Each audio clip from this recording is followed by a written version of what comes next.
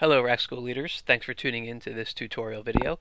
This video is going to cover the QSR summary and highest priority issues tabs. So from our instructions page, we're covering steps 8 and 9. We've already done steps 1 through 7 in other videos. So let's go to the QSR summary page.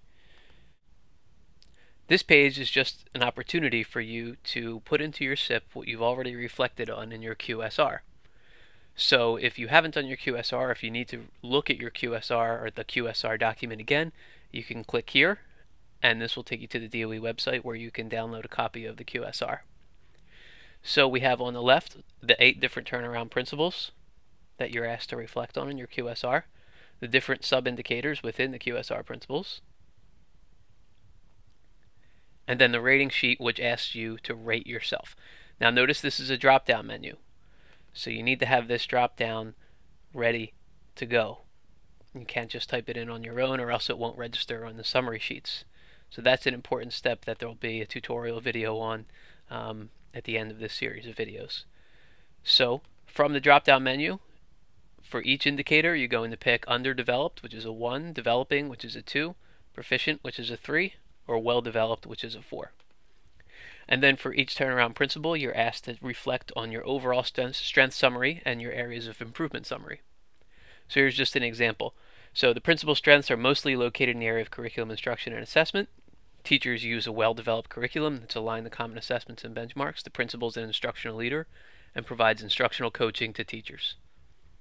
And then for areas of improvement in school leadership, the principal needs to better understand how to use data to improve instruction. Some data collection processes have begun, but there needs to be more development of how to use data to plan programs and change instructional habits. Also, the principal needs to lead the effort to adjust the schedule to accommodate the needs of all students, particularly those 1 to 2 grades below level. So that's just an example of the level of specificity that we're looking for in this document.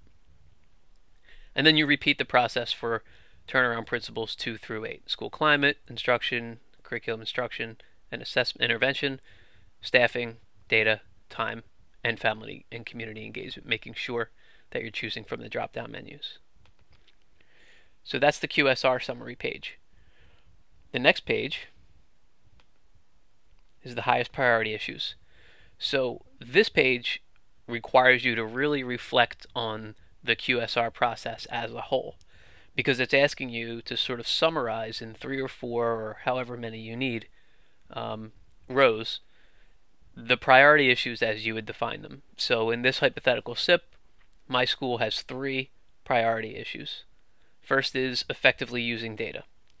The second is improving community and family relations, and the third is effectively using time in the school day. So it looks like a few other pages where you're asked for evidence, the root cause, and then the subgroups or populations affected.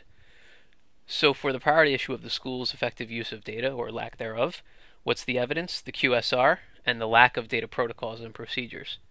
What's the root cause? Lack of capacity in staff. Our staff just don't have this capacity. And who does it affect? Ultimately affects all students. Same thing, improve community and family relationships. What's the evidence?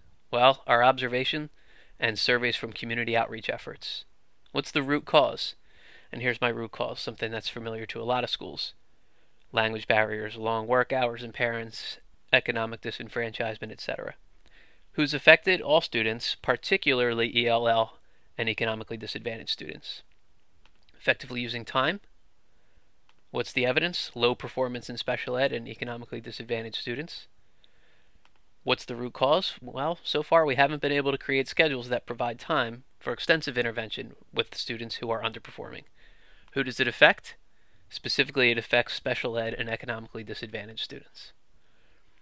And that's the challenge of this tab. Reflect on, distill, and isolate 3 or 4 priority issues of all the issues that are defined in the QSR process. List them here. Come up with evidence to support why you identify this as the highest priority issue.